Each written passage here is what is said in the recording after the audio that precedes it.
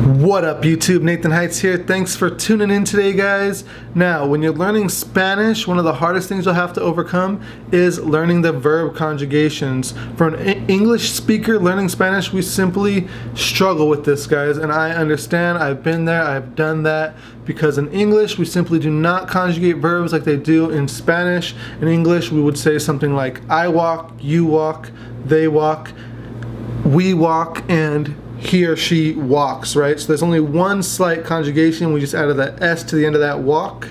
Now in Spanish, if you want to say the same thing, you would say camino, you would say caminas, camina, caminamos, caminan. As you can see, everything is changing, everything is super complicated, and if that doesn't hurt, what makes things worse is there are different conjugations for AR, ER, and IR verbs. Not to mention all of the different moods and tenses as well, right? Now, once you learn everything in the indicative, which is the basic Spanish mood, you're then gonna have to learn everything in the subjunctive, which kind of just takes everything you just learned and mixes it all up, right? Now, the good thing is you do not have to learn the subjunctive in order to become fluent in the language. You don't have to learn it in order to communicate. You can learn Spanish to the point where you understand a good amount of vocabulary, the basic verb conjugations, etc., and then you can just speak without using the subjunctive, and people will still understand you.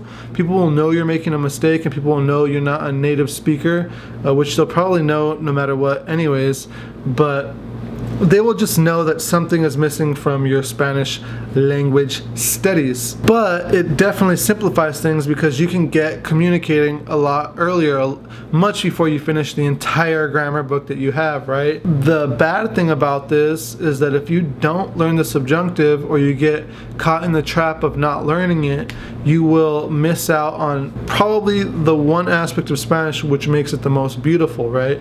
It's that aspect which gives it its flavor, it gives it its just funness when you're speaking it. I understand this, and recently I decided to try to take my subjunctive speaking skills to the next level, and I decided to do some internet research, and I found a website which is extremely helpful.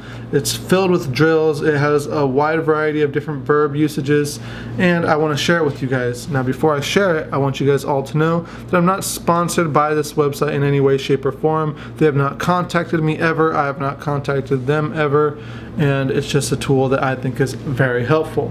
So what you want to do is you want to go to Google and you want to type in conjuguemos.com. That's CONJUGUEMOS.com.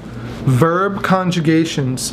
And when you type that in, hit enter, and at the very top you'll see something that says Spanish verb activities. You want to click on it and you will get a list of a bunch of different activities, all tenses and moods. You'll have the indicative mood, some simple tenses, reflexive verbs, irregulars, preterite, imperfect, future tense, conditional tense, and then you'll also have the indicative mood, compound tenses, the imperative mood, and most importantly the subjunctive mood.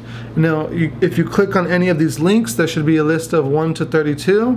You click on it and it'll take you to a page that says choose activity, graded practice, games, or references and principles. If you click on graded practice and then you hit start the graded practice. Now the great thing about these exercises is that they use a wide variety of verbs, so it'll be a while until you get bored.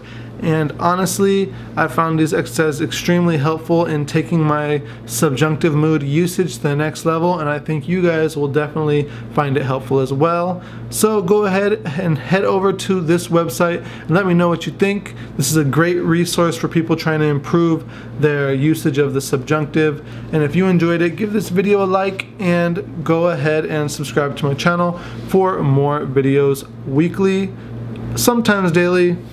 Y no se rajen en sus estudios. Nos vemos pronto. Los amo. Gracias por todo.